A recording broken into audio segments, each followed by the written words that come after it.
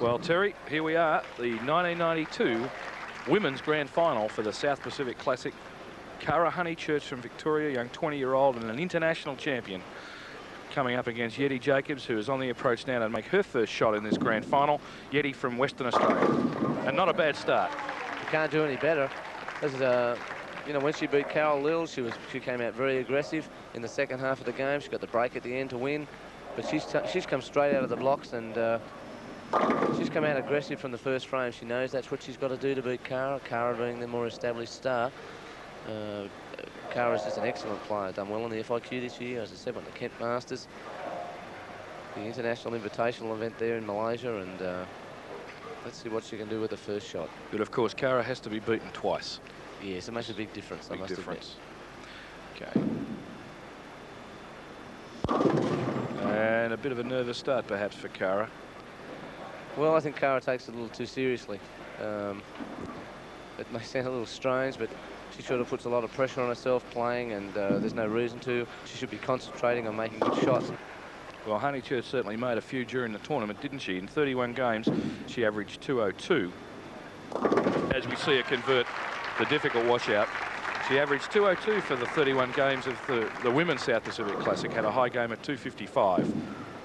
And she's certainly in great form. Look, that's exactly why she's there.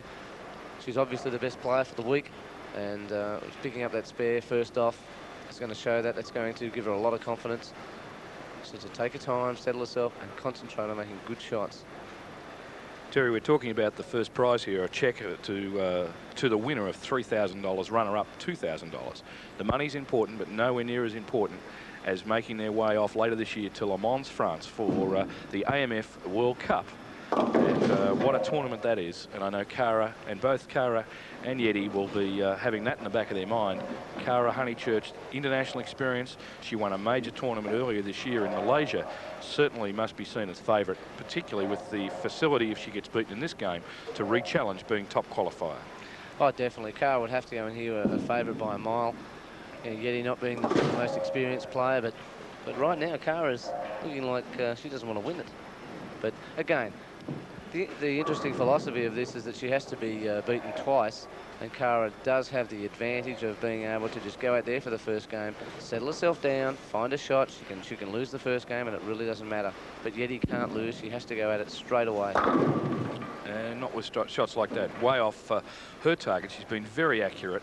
I think even Yeti would forgive us if we said that she wasn't a traditional stylist. She has an unusual push away, but certainly extremely accurate. And you mentioned in the earlier match where she beat Carol Lillis to make her way into this grand final that she has very much a helicopter style, with the ball actually spinning on its axis like a top. That's right. She just throws the ball dead. She just dead flushes it all the time. You'll see the 10-pound house ball, which gains her a lot of deflection. As you'll see here, the ball just deflects through the pins to pick them up. It's an unusual style, not used out here to a great extent by a lot of players, but as I say, there's more than one way to skin a cat, and she's out there doing the job. Like, the worst she's going to finish is second, and she can possibly win. So let's see where she goes, and with shots like that, she's well on the way. She's got strike, spare strike. She's like 40 in the second frame. Cara, on the other hand, has opened the second frame, got 27, so Cara's 13 pins down already. Well, Yeti Jacobs, 193 average for her 31 games in the qualifying and match play segments of the South Pacific.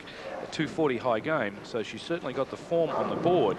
She's represented Western Australia no less than 5 times, and she won the state all events in Perth earlier this year, so she's got good form for 92. Cara Honeychurch now on lane 28 looking for a strike and not getting it, Terry. No, the ball's sort of hanging out a little wide. Again, the lanes were re-oiled again before we started the telecast.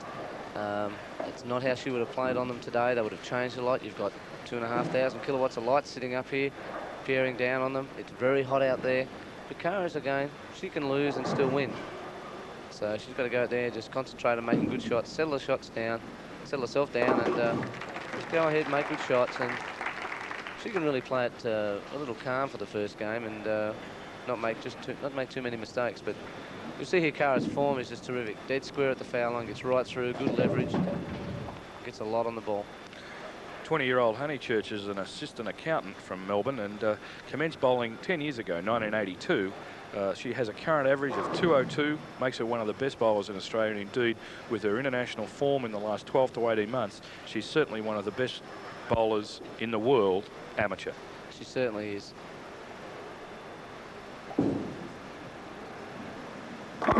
And that's more the form we know of Cara Honeychurch. She won the 1991 Adelaide Cup. She represented Australia earlier this year in Perth for the Asian Zone FIQ Championships, where she won a number of medals. And we look at her form and a stylist. She is traditional left-hander with a great game. So, let's see what Yeti can come back with. And she's going to be tough to beat for this match. Yeti Jacobs, 47 years old, of course, self-employed, has good form and what would consider to be a good, solid game. Certainly not the stylist that Honeychurch is, but score-wise at the moment, Yeti Jacobs 40 in the second frame, Honeychurch 27 in that frame, 47 in the third. But of course, Jacobs with a double, 2 strikes in frames 3, another strike in 4, going for 3 in a row. And that's not the result she wanted. No, well, that's again probably the only thing that Yeti has going against her with the type of shot that she throws. That she can occasionally lose it and just lose something horrible. But she's got to double up, so it's nothing too disastrous at this stage. The match is still pretty much all there. She just needs to go for 1 if she can and keep the count up. Which she gets fairly convincingly. Honeychurch's turn to come to the approach. This American system of match play means that the bowlers bowl 2 frames at a time, with the exception of the opening and closing frames, the first and 10th, so that the flow of competition is more even. And it's a different and unusual format, but one I think that really tests the skill of the player. Well, it does in more ways than one. That, you know, there's more to being a champion than just having talent. You have to be able to control your emotions and keep yourself in track. You've got to keep your mental game going. But let's see if Cara can get up here and get this double that she wants. Well, it had everything but the count. Exactly. The ball seems to be coming up a little soft.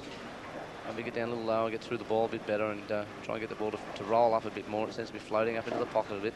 But you'll see here she changes balls to the harder ball. She shouldn't have any trouble with this at all, because she when she left the 4-7, she picked up the 7. That's perfect.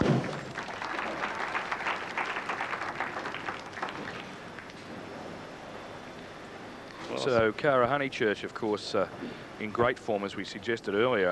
Her medal tally in Perth in the Asian Zone FIQ Championships, where 18 countries contested that 10-day event, was that she won gold, silver and bronze medals.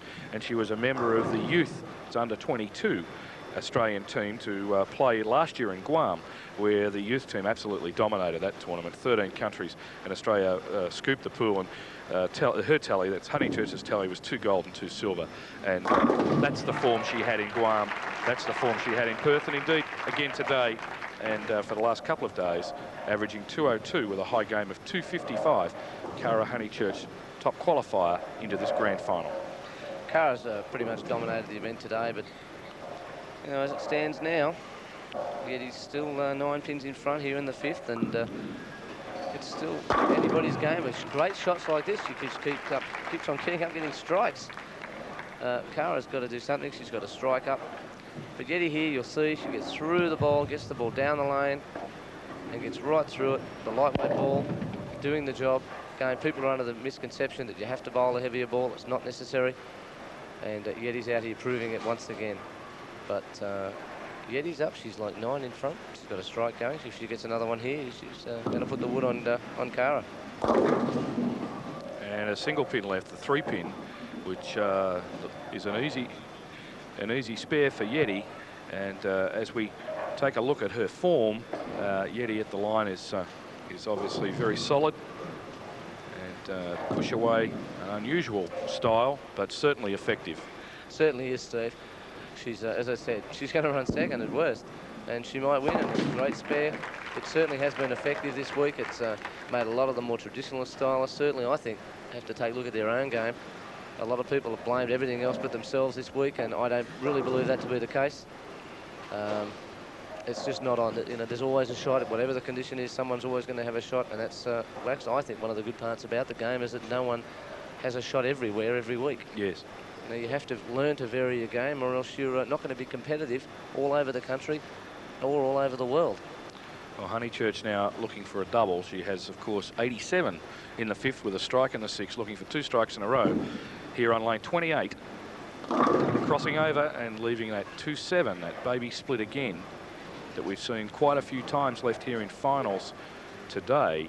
Honeychurch wanting more than that. And we look at her form, and Terry, the ball just running across the headpin. Well, I think she overcompensated. She's coming up light on the headpin. And I think she's gone to more of a pointed shot to try and get the ball up, and she's dropped it short. And as I said, if you drop it short each week. She made that spare looking very solid, and a great spare for her in the 7th frame. That was perfect. You'll see here, put the balls between the 2-7. As I said before, when Troy Lott came out with spares on him being a right-hander on the right-hand side, he went to a harder ball. You see there, Cara used a strike ball for the spare, because you want the ball to hook. When you've got that sort of a combination of the 2-4-7 or the 3-6-10, you want to send the ball out. You want it to come back into the headpin. You don't want to be out there using a straighter ball where you can send it to the right and it stays there. Okay, let's see Cara Honeychurch looking for a strike here, and not quite getting it. The 10-pin remaining. No, she just doesn't seem to be getting the roll up into the pocket at all. Just ball coming up a little light, a little weak, just floating up. You see here, she's doing everything right, but it's just not there. She's just not getting the ball, not getting through the ball enough, getting enough lift on the ball. Almost knocking that 10-pin out, but the machine taking it before it would fall. And of course, a simple conversion for Honeychurch, taking her score to 126th in the 7th frame, with that spare, of course, 136 plus the bonus of the count of her next shot. But Yeti Jacobs has, to a degree, her destiny in her hands here. She strikes here. She certainly puts the wood back on Honeychurch. And certainly flying pins everywhere. Well, that's the way she plays the game, and it's not a bad way. A lot of the men that turn the ball up play the game exactly the same. They want to hit the side of the head pin and swish the pins around. That's exactly what Yeti's doing, but from a different viewpoint. Right here, if Yeti can just keep up, stay clean, she's like 10 in front. It could be all over for Cara, but Yeti just has to stay clean. Oh. And that's as close a spare conversion as you've seen. Well, I'm glad the man down the back painted the pins yesterday. Exactly. That was she just grazed the pin there. You'll see the pin just barely touching it, falls over dead straight sideways. That has only just touched it. And that's what she needs to do. She just needs to stay clean here. She's going to finish in the 9th. She gets a strike. She's like 155 in the 8th. Cara strikes. She's 146. And she's done it again. She's got the strike on left-hand lane, which is... Well, she certainly a little bit of luck there with that 7-pin spare just falling, and certainly took that stroke of luck into both her hands and got that strike in the 9th. 155 in the 8th frame to Yeti Jacobs with a strike in the 9th. And of course, she now sits out and waits while Cara Honeychurch finishes off the 9th and 10th frames. Cara really needs to strike here. She needs to strike. She needs a high count.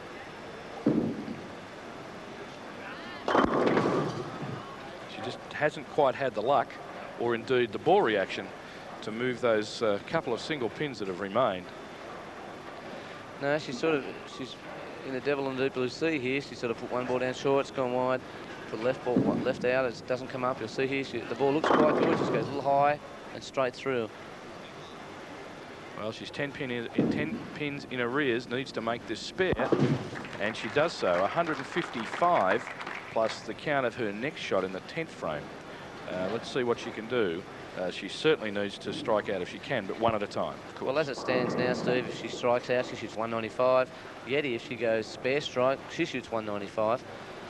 Cara has to strike to have any chance of winning, so she needs to strike it. But she does always have the situation where she can lose, and she says, "Oh, well, we can go to the next game, and maybe I can just play around now and get myself lined up to go out and win the next game." So let's see what she does. And somebody in the crowd said carry, and carry it did.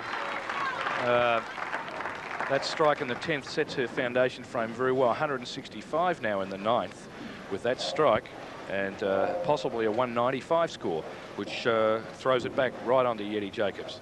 She's got great form, Cara. Exactly, Steve. As I said, she wanted to get a high count in the last frame because she wants to keep a count up. If she can get a strike now, if she spares now, it means that Yeti has to spare. She has to mark in the 10th frame. to win the match. It's not as if it's all over. This is going right down to the wire. If Cara can strike here, then it means that Yeti has to close and then get a strike. So Cara's still going after the match. She wants to finish it in one game. And a little soft and leaving a single pin, the 5-pin remaining. 5-pin remaining. And a possible 185 with the spare for Honeychurch. Again, you'll see here the ball didn't quite get up to the head pin, and just mixes them around. Doesn't get the roll she's required. Maybe the oil's travelled down a little bit long. Ball's just not coming back, but she gets up spares this for 185. But still, Yeti still has to close the 10th frame because of the count. As I said, the count that she got before, she needs high counts. 7s and 6s wouldn't have been any good even if she'd spare them. But now it's all up to Yeti. Her fate's definitely in her hands. She just needs to get up there. If she strikes here, it's all. This match is over. But she has to spare also. Okay, she's got an 8 count, and possible score here of 195. 195. You see here. She must spare. You see there with the lightweight ball, the great deflection of the ball there going out through the 7-pin. But she's just got a spare, and well, I think she should take a little bit more time than normal and just go down and pick it up. It's not required. Do anything flash. There it is. There it is. That's it's all a spare. tied up. We're now going to another match. Yes. Cara Honeychurch and Yeti Jacobs will have another match because as top qualifier, Cara Honeychurch, of course, has the right to re-challenge and, of course, will do so.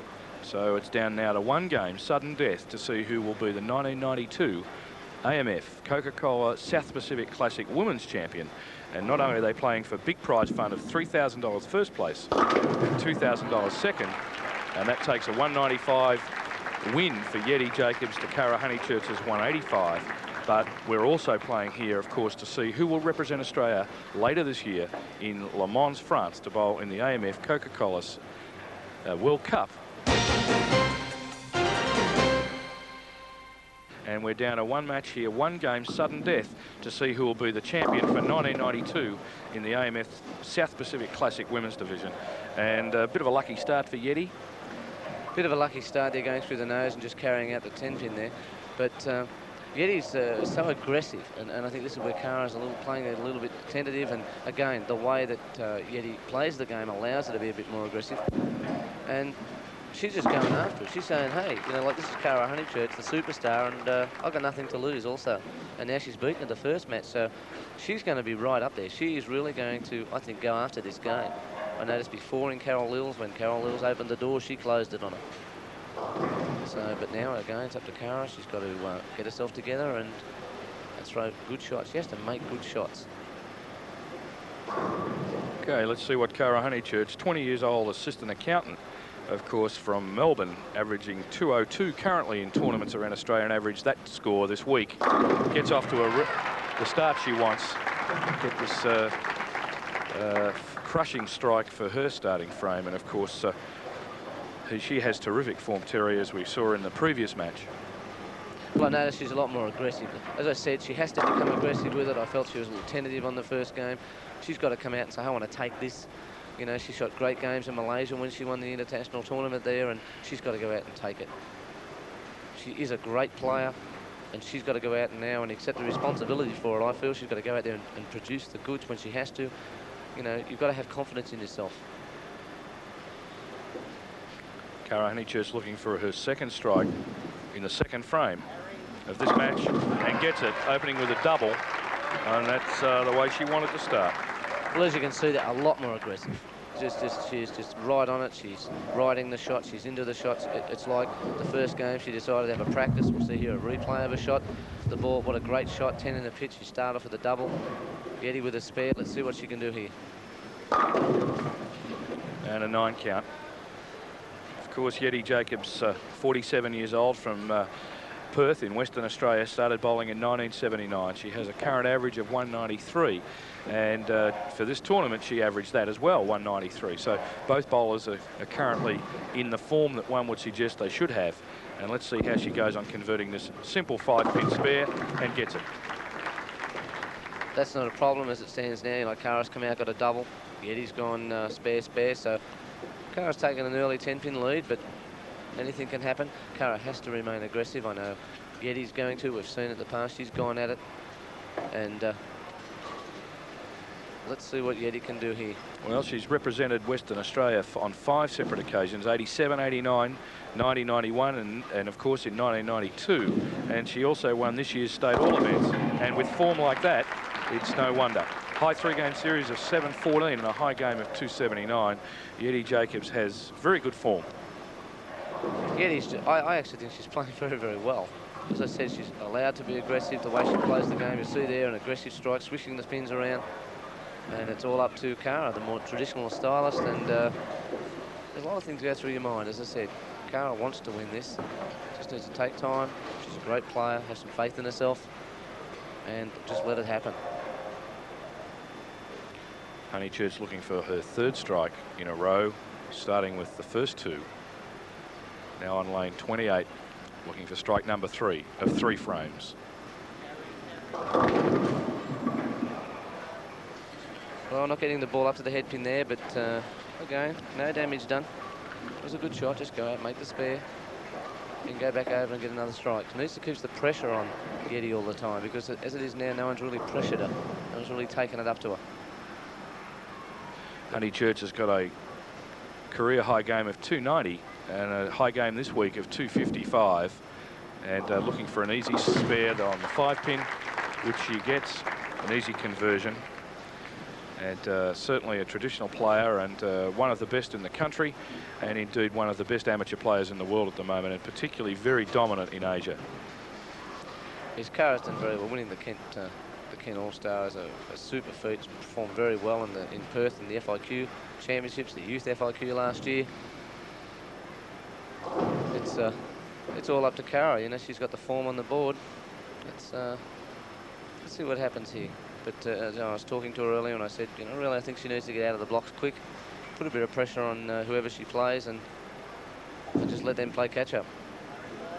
And she's certainly around the pocket, Terry. There's no question about her accuracy to be able to get the ball to the pocket. She seems to have been able to achieve that with some work in the first game, the first match, but just not quite getting the carry on the last 2 shots. That's right. She's getting the ball right up to the pocket now. It's a much better ball. She's been, I think, a little unfortunate that didn't fall. A little unfortunate the last frame, the spare didn't go over the 5-pin. But she's bowling the ball much better now. As I said, she's much more aggressive. She now wants the win, and she has to win. I think she took a little bit too tentative the first game. I think she maybe underestimated Yeti. But in these 1-game matches, anything can happen and anyone can win. It's a case of if you get a break, you get 2 or 3 breaks, you might come out there with a fast 4 or 5 bagger, as we saw Amanda who bowled well and she through the first 6. Match is sort of over halfway. Well, Yeti Jacobs looking for her 2nd strike in a row, but of course not getting at the ball, crossing away from the head pin, leaving the 1 and 2 pins, an easy spare, but certainly a double is what she was looking for to get back into this. Not that she's out of it by any stretch of the imagination. Exactly, Stu. She's just missed the head pin there. Go back out, pick up a spare.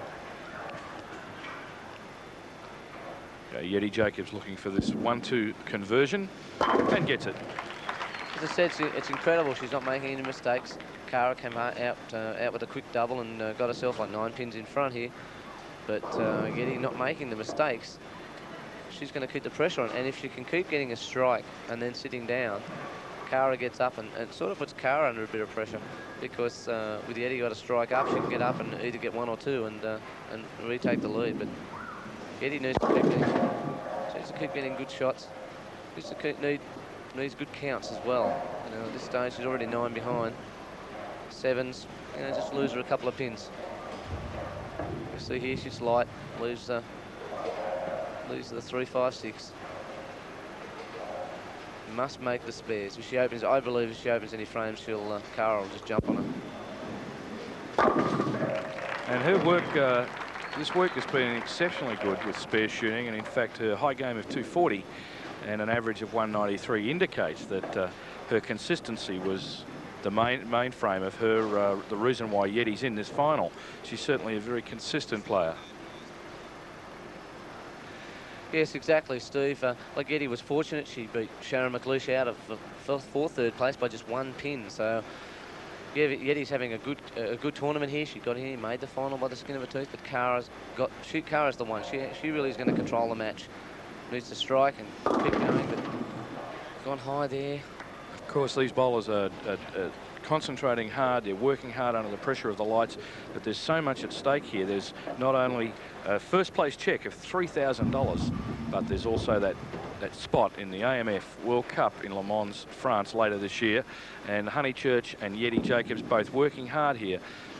An easy conversion for Honeychurch. Spare in the 5th, and we're halfway through this final match. One game only here. Of course, the repechage was taken up, the re-challenge was taken up by Honeychurch, losing the first match to Yeti Jacobs, 185 to 195, and a spare in the 5th frame there to Honeychurch. Her total is 86 in the 4th. She leads Yeti Jacobs also with a spare in the 5th, 76 in the 4th frame. 10 pins the difference in this match. So important for both players.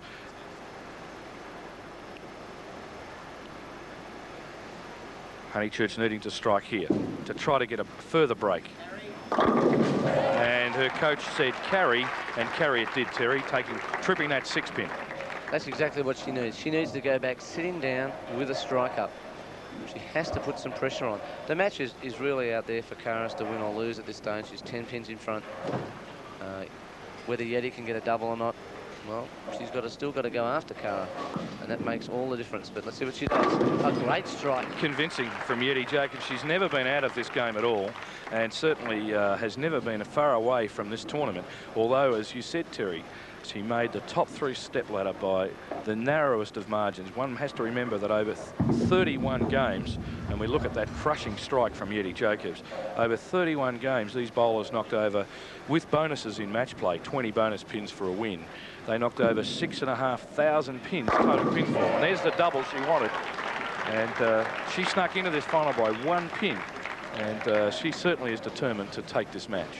As I said, Steve, in her first match with Carol, she got up there. Once she got a sense of victory, she went after it. She's aggressive. A great strike before, great double. She's got a double up. They're all even. Cara spares. They're dead even. And that's the situation. Cara with a strike up, though.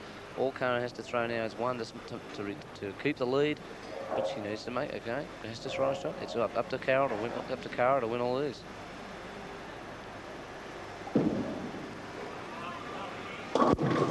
And not a good shot at all. She was certainly needed to get that double. And with this conversion, Terry, if she makes this spare, and it's really a snack in usual circumstances, but the pressure of this event and the pressure of what actually has to be done to win this title and take that trip to Le Mans with the $3,000 cash, Honeychurch must make this spare, and does so. The match is still all tied up. She makes a spare, the ball running away there, and I think she might have breathed a sigh of relief. I know I would have out there, but you know, right now I wouldn't want to have to pick up anything to win. You know, at the British Open this year, Faldo said that if he had to make a 3-footer to win, he definitely would have. He was shaking at the knees, and the pressure is right on here. You got 4 frames for Cara to go, and if she makes 4 good shots, she's on a plane with a big check in her back pocket, representing a country. The World Cup could mean amateur bowler of the year for the world for her. Carry it did. Certainly what she required here. She totals now 146 in the 7th frame of that strike working in the 8th. She has 2 frames to go. Yeti Jacobs is now up. She has 2 strikes in the 6th and the 7th frames. So we look at Honeychurch's form for that 10 count. Back here with Yeti Jacobs looking for 3 strikes in a row, and it's not to be. And that count will affect the totals in favour of Honeychurch somewhat. 3 pins. Cara's in front by 3 pins, but again, Yeti's left herself a difficult spare in this situation. Picking up the rail plus bowling her back up, ball runs away from it. She's got to judge this just right. And she has done. Perfect. What a great, this has turned out to be an unbelievable match. But again, Cara's got a strike up sitting down on the bench. Only 3 pins the difference. But Yeti's to finish, which is going to be interesting. Cara can get up and shut Yeti out, but Yeti's to finish. If Yeti can get up now and get a strike, it's going to put a lot of pressure on Cara to strike. There it is. does. Well, you can't take anything away from Yeti Jacobs' determination and enthusiasm to want to win this match and make her way to Le Mans, France, as well as take that big check. 163 in the 8th for Yeti Jacobs with that strike in the 9th.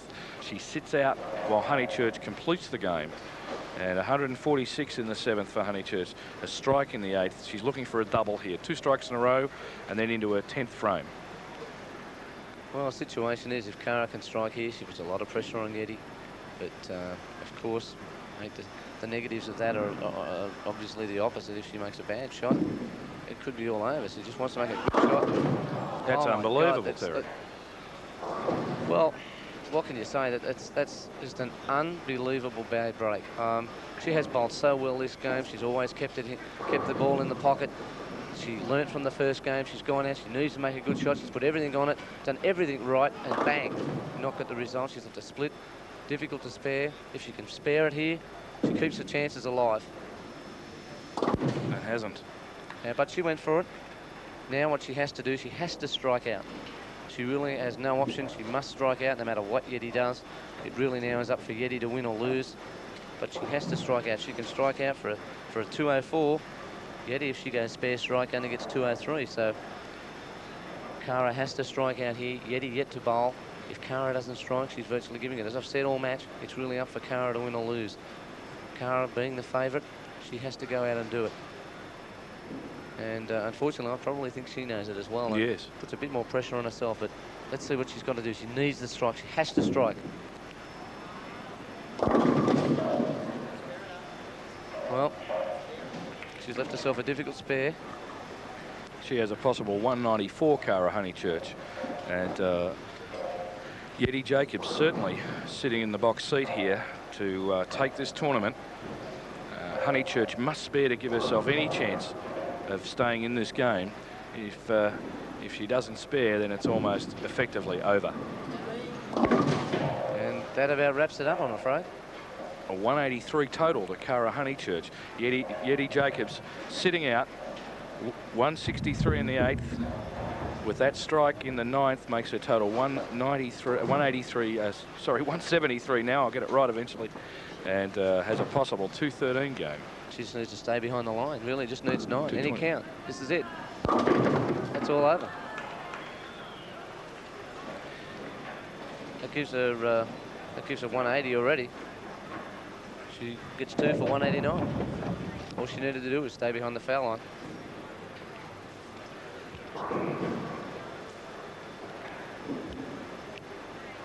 And I actually think, you know, from Yeti's point of view, it's such a determined effort.